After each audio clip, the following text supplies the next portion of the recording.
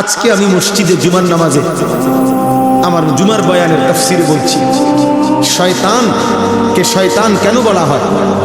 শয়তানকে শিন তা নুন, শয়তানের মূল অক্ষর অর্থ হলো 24 ঘন্টা যার প্রতি মুহূর্ত যে হক থেকে সত্য থেকে দূরে, এই জন্য তাকে শয়তান বলা হয়।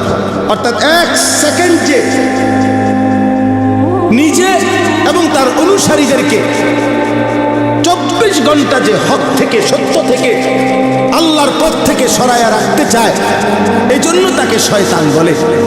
তাহলে দোস্ত, শয়তানের সিফাত যে সে নিজে এবং তার অনুসারীদেরকে আল্লাহর পথ থেকে 24 ঘন্টা সরায়া রাখতে চায়।